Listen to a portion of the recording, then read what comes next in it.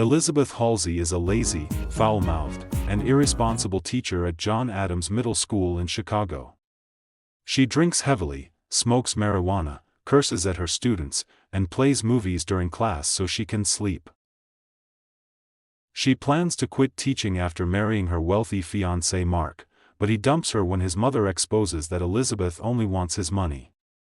Forced back into her job, Elizabeth immediately targets the new wealthy substitute teacher, Scott Delacourt, rejecting the advances of the down-to-earth gym teacher, Russell Geddes.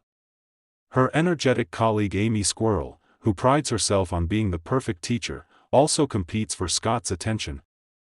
Elizabeth discovers Scott's ex-girlfriend had large breasts and becomes convinced breast implants will help her win him over.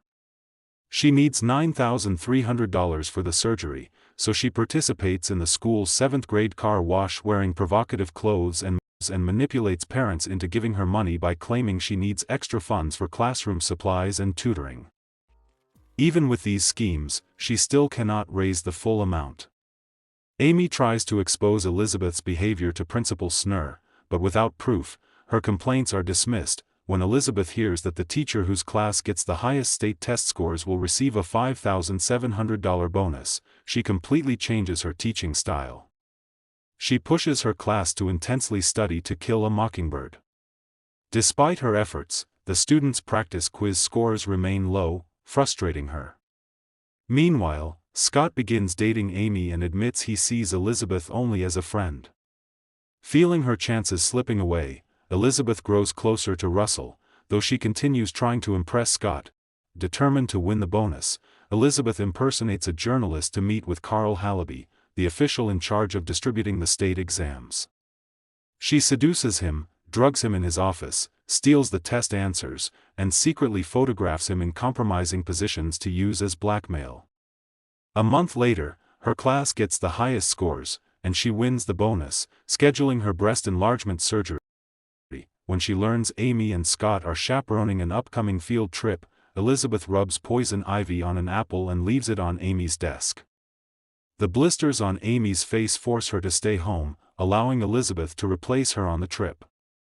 There, Elizabeth seduces Scott, they dry hump, but Scott's indecisiveness and superficiality make her lose interest. Meanwhile, she comforts a student named Garrett after he is mocked for being rejected by a shallow girl, by giving him bra to make him look cool, causing Elizabeth to reflect on her own superficial behavior.